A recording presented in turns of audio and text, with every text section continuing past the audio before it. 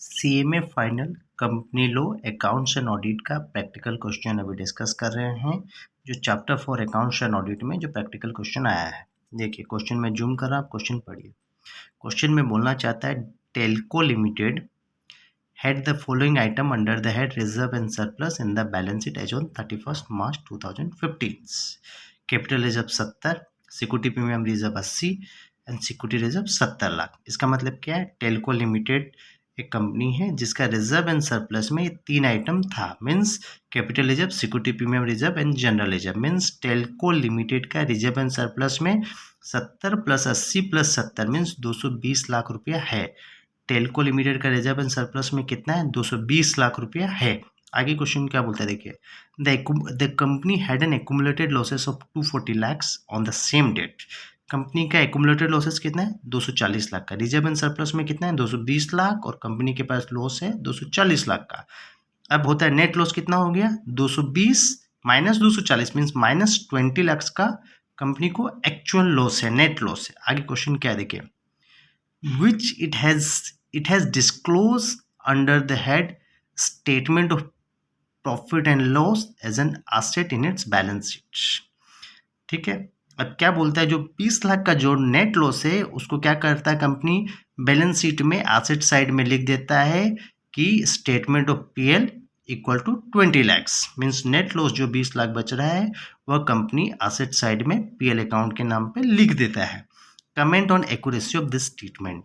अब अपने को क्या करना है कि ये जो ट्रीटमेंट किया कंपनी, जो नेट लॉस आया उसको वो एसेट साइड में पीएल अकाउंट के नाम पे लिख दिया, वो ट्रीटमेंट सही था या गलत था वह बताना है। देखिए क्वेश्चन में फिर से पढ़ रहा हूँ। टेल्को लिमिटेड बोल के एक कंपनी है जिसका रिजर्व एंड सरप्लस में तीन आइटम है, capital reserve, security premium reserve and general reserve. Means तीनों को जोड़ देने से होता है 220 लाख। मीन्स टेल्को लिमिटेड का रिजर्व एंड सरप्लस में 220 लाख है और कंपनी को लॉस हो रहा है 240 लाख का। मीन्स 220 लाख और एक्यूमुलेटेड लॉसेस हो गया 240 लाख, यानी 220 से 240 को माइनस करेंगे तो कंपनी का नेट लॉस है 20 लाख का। उसका ट्रीटमेंट कंपनी क्या कर रहा है, जो 20 लाख है उसको एसेट साइड में बैलेंस शीट में पीएल अकाउंट के नाम पे लिख दे रहा है। ये ट्रीटमेंट सही है या गलत है यह बताना है अपने को।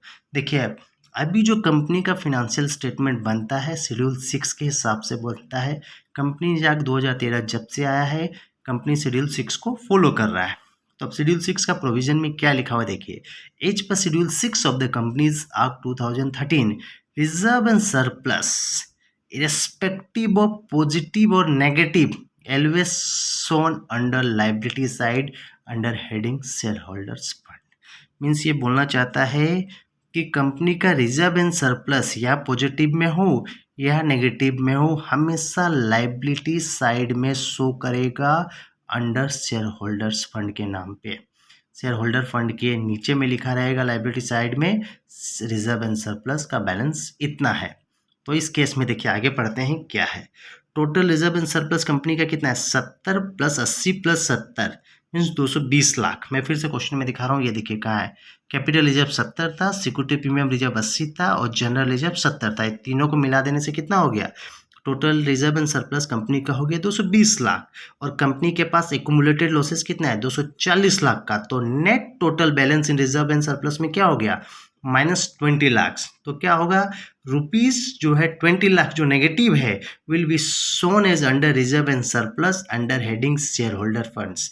वो कहाँ लिखाएगा? लाइबिलिटी साइड में शेयर होल्डर फंड के नीचे रिजर्व एंड सरप्लस में 20 लाख कंपनी को लिखना पड़ेगा। शेड्यूल 6 का रिक्वायरमेंट यही है। Hence the treatment of company is incorrect because company shown 20 lakhs in PL accounts। Company ने क्या किया? PL अकाउंट में एसेट साइड में 20 लाख को लिख दिया, वह ट्रीटमेंट गलत है। देखिए मैं आंसर को जूम कर रहा हूँ, आप भी पढ़िए। आंसर में कंपनी ने क्या किया है कि जो रिजर्व एंड सरप्लस जो कंपनी का नेट लॉस था उसको कंपनी ने पीएल अकाउंट के नाम पे एसेट साइड में लिख दिया है, लेकिन वह ट्रीटमेंट गलत है कंपनी का, क्योंकि नया रूल जो शेड्यूल 6 का रूल बोलता है कि रिजर्व एंड सरप्लस का बैलेंस या पॉजिटिव हो या नेगेटिव हो हमेशा लाइबिलिटी साइड में शेयर होल्डर फंड के नीचे लिखा जाएगा। शेड्यूल 6 में क्या बोलता है, फिर से मैं प्रोविजन को समझा रहा हूँ। रिजर्व एंड सरप्लस का बैलेंस या पॉजिटिव में हो या नेगेटिव में वह हमेशा लाइबिलिटी साइड में शो करेगा अंडर शेयर होल्डर्स फंड। अब अपने नेक्स्ट क्वेश्चन में आ रहे हैं। देखिए नेक्स्ट क्वेश्चन को मैं जूम कर रहा हूँ, आप क्वेश्चन को पढ़िए। ये क्वेश्चन है CSR का, कॉर्पोरेट सोशल रिस्पॉन्सिबिलिटी का ये क्वेश्चन है। ये पहले मैं उस चैप्टर में डिस्कस भी कर चुका हूँ और यहाँ भी डिस्कस कर रहा हूँ अगेन। देखिए क्या क्वेश्चन है, what is the minimum contribution the companies are required to make towards CSR, corporate social responsibilities, as per Companies Act 2013 if last 3 years profit is given 10 crore, 20 crore और 30 करोड़। देखिए question में क्या बोलना चाह रहा है वह मैं समझाना चाहता हूँ। ये पूछ रहा है कि कंपनी को मिनिमम कॉर्पोरेट सोशल रेस्पॉन्सिबिलिटी के नाम पे मिनिमम कितना खर्चा करना पड़ेगा जो कंपलसरी है as per companies act 2013। Means companies act 2013 बोलता है कि कंपनी को CSR के नाम पे कम से कम कितना खर्चा करना पड़ेगा। अब आगे बोलता है यदि 3 साल का प्रॉफिट 10 करोड़, 20 करोड़, 30 करोड़ है तो आप बताइए कितना CSR का खर्चा कंपनी को करना पड़ेगा। देखिए क्वेश्चन बोलता है, आंसर देखिए प्रोविजन में बोलता है the board of director of the company ensure the company spend at least 2% of the average net profit of the 3 immediate preceding financial year. Means बोलता है कि बोर्ड ऑफ डायरेक्टर कंपनी का ये चीज़ का इंश्योर करेगा कि कंपनी कम से कम 2% किसका, माने 3 इमीडिएट प्रीसीडिंग फाइनेंशियल ईयर्स, माने एवरेज, माने पिछला 3 साल में जो प्रॉफिट हुआ है उसका एवरेज का 2% कंपनी CSR के ऊपर खर्चा कर सकता है। फिर से समझिए, at least 2% of the average profit of 3 immediate preceding financial year. Means देखिए 2% किसका होगा, पिछला 3 साल का जो प्रॉफिट होगा उसका एवरेज निकालेंगे, उस एवरेज के ऊपर 2%। देखिए क्वेश्चन में अपने सबसे पहले करेंगे क्या, एवरेज नेट प्रॉफिट निकालेंगे। एवरेज नेट प्रॉफिट कितना, पिछला 3 साल का प्रॉफिट का एवरेज निकालेंगे। तो पिछला 3 साल का प्रॉफिट कितना है, 10 lakh plus 10 crore plus 20 crore plus 30 crore. Means कितना हो गया, 60 करोड़ को 3 से डिवाइड किए, एवरेज किए तो 3 से डिवाइड कर दिए तो आ गया 20 करोड़, और 20 करोड़ का 2% मीन्स 40 लाख रुपया। तो अब क्या बोलता है, if the company fails to spend CSR amount, means ये जो 40 लाख रुपया यदि कंपनी स्पेंड नहीं करता है, फेल हो जाता है, तो क्या करना पड़ेगा कंपनी को, the company in board report specify the reason for not spending such amount. Company को अपना बोर्ड रिपोर्ट में डिस्क्लोज करना पड़ेगा कि हम 40 लाख रुपया नहीं खर्चा कर पाए, किस रीजन से नहीं खर्चा कर पाए, उसका डिटेल रीजन देना पड़ेगा कि कंपनी इस रीजन से CSR में खर्चा नहीं कर पाया। देखिए मेन प्रोविजन यही है कि कंपनी को CSR के नाम पे कितना का खर्चा करना पड़ेगा। चीज को समझिए, कंपनी को CSR के नाम पे 2%, at least 2% of the average net profit of 3 preceding financial year. Means जो 3 साल, पिछला 3 साल का जो प्रॉफिट आएगा उसका एवरेज का 2% कंपनी को CSR के नाम पे खर्चा करना पड़ेगा। और यदि कंपनी उतना नहीं खर्चा कर पाता है तो वह कंपनी को अपना बोर्ड रिपोर्ट में बताना पड़ेगा कि हम इतना पैसा खर्चा नहीं कर पाए, और उसका रीजन भी डिस्क्लोज करना पड़ेगा। समझ में, खाली इस परसेंटेज को याद रखें, एटलीस्ट 2% किसका, पिछला 3 साल का प्रॉफिट का एवरेज का 2%। ठीक है, अब नेक्स्ट क्वेश्चन में आ रहे हैं। देखिए ये क्वेश्चन है, इंटरनल ऑडिट उस कंपनी पे एप्लीकेबल है या नहीं है, एप्लीकेबिलिटी ऑफ इंटरनल ऑडिट के ऊपर यह क्वेश्चन है। क्वेश्चन में जूम कर रहा हूँ, आप पढ़िए। देखिए क्या क्वेश्चन है, interior private limited is a manufacturing company having turnover of 210 means 210 crore का कंपनी का टर्नओवर है, but having maximum outstanding loan from public financial institutions of ₹90 crore during the preceding financial year. Means क्या बोलना चाहता है कि इंटीरियर प्राइवेट लिमिटेड एक private limited company है जिसका टर्नओवर 210 करोड़ है और आउटस्टैंडिंग लोन कितना है, 90 करोड़ है पिछला फाइनेंशियल ईयर का। मीन्स प्राइवेट लिमिटेड का टर्नओवर 210 करोड़ है और लोन कितना है, 90 करोड़ है पिछला फाइनेंशियल ईयर का। अब आगे क्वेश्चन बोलता है, you are required to state whether the company is liable for an internal audit as per the provision of the companies act 2013। Means आपको ये बताना है कि इस कंपनी का इंटरनल ऑडिट होगा या नहीं कंपनीज एक्ट 2013 के हिसाब से। तो इंटीरियर यहाँ क्या है, कंपनी एक प्राइवेट लिमिटेड है, तो अपने को प्रोविजन किसका देखना पड़ेगा, प्राइवेट लिमिटेड कंपनी का।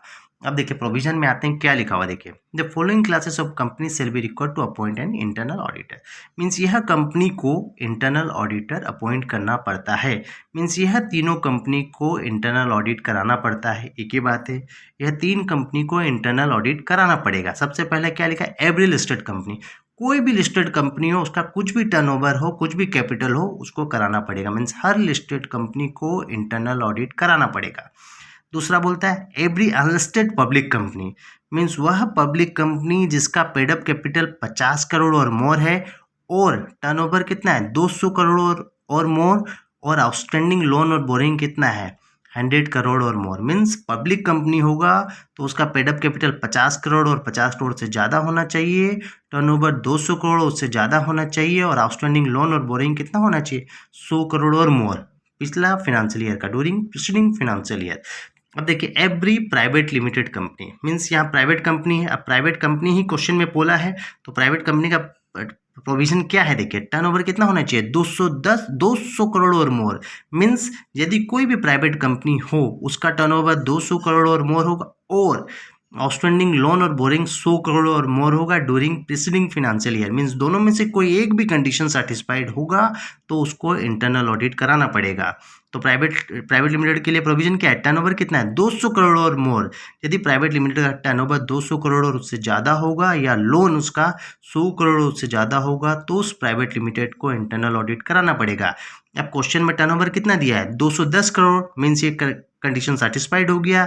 इस केस में इस प्राइवेट लिमिटेड को क्या करना पड़ेगा, इंटरनल ऑडिट कराना पड़ेगा। अभी क्वेश्चन में आ रहे हैं, देखिए फिर से देखिए, प्राइवेट लिमिटेड का टर्नओवर कितना है 210 करोड़, और प्रोविजन क्या बोलता है, यदि प्राइवेट लिमिटेड का टर्नओवर 200 करोड़ होगा या उससे ज़्यादा होगा तो उसको इंटरनल ऑडिट कराना पड़ेगा।